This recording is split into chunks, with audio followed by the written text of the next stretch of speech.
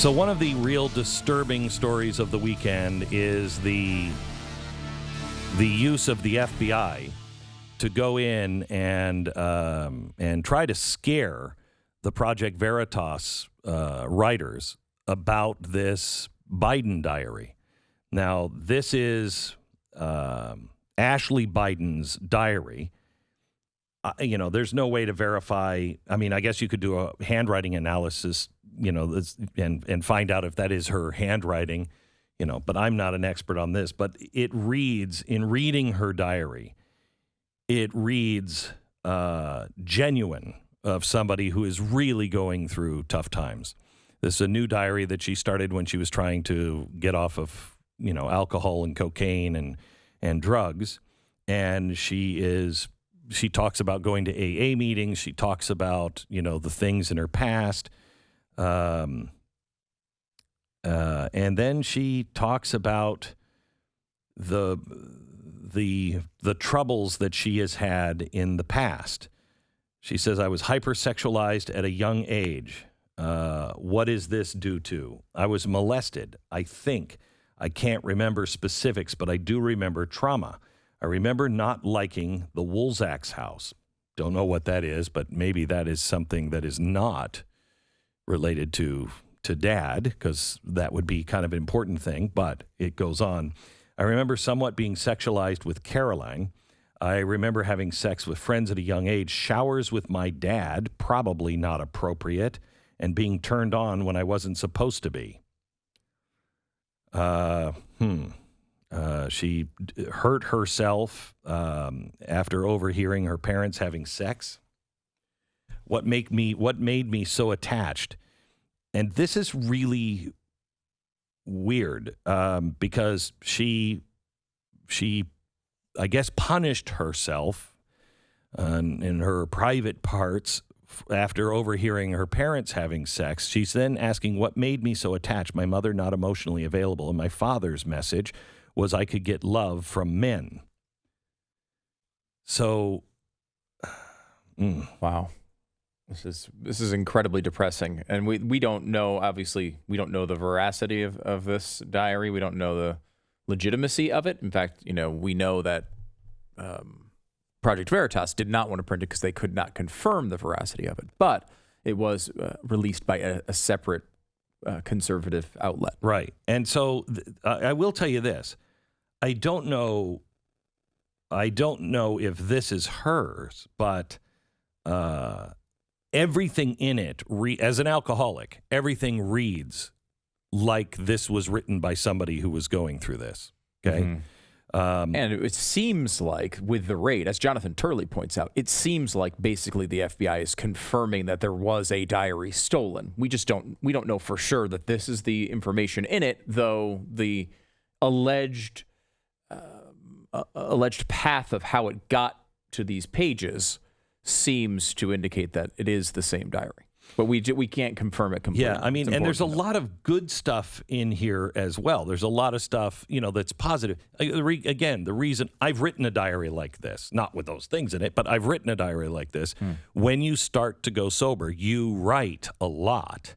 And in it, she will go from really dark things to, things like this. She's, prayer.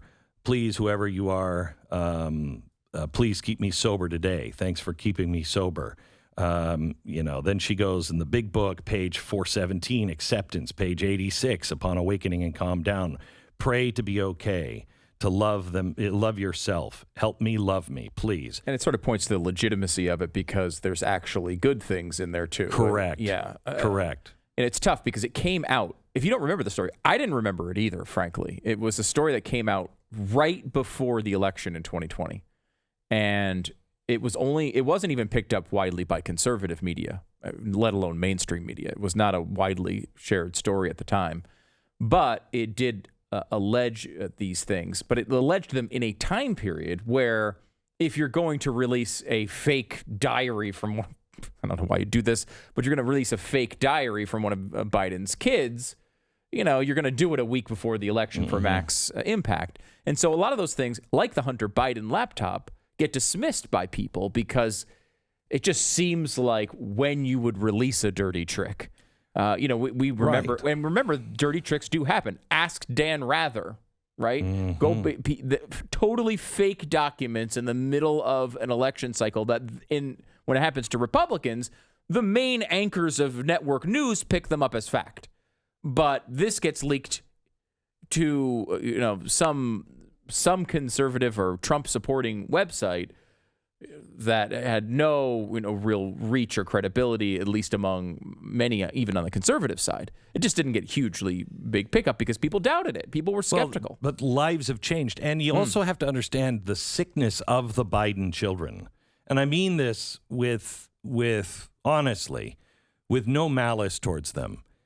Obviously, something in their family is not all right. I don't know what it is, but you don't have the children that the Bidens have that are this addicted to drugs and out of control without something. And it could just be the fame. It could be nothing that is out of the usual other than you don't have a regular life if your parents are, the vice president or a senior senator or, Sure. famous. And they've had obviously major tragedy in their life. There's other things that can lead you to dark moments. But I mean, as Pat pointed out, 'cause I think this is off the air, but Pat, when he was in here, said, I don't think I could have picked her out of a lineup before this weekend.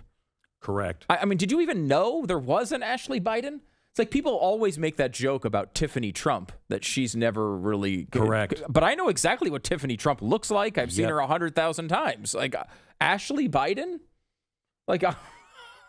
Honestly, like no. it's a fascinating thing because you hear about Beau. He talks about Beau all the time. He talks about Hunter when he has to, but Ashley's really remained out of the spotlight. And if some of this stuff is accurate, I mean, you'd understand why she'd want to be out of the spotlight. Well, she also talks here. It's sad. His feelings I produced in another. My dad. Owned something on the phone saying that he has the debate in a week and now has to worry about you. He said owned, I guess, or I don't know. Maybe he knows what I have been doing.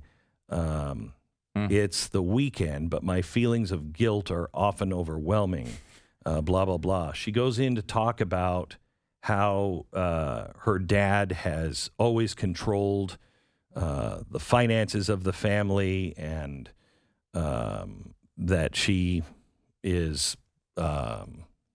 resents him, and so do the other children, the way he has been doing the financing. She worries about the exposure because one of her brothers bought a house. This sounds exactly like Hunter Biden's laptop. Now, why is the FBI going in and trying to intimidate press members who have exposed this a year after?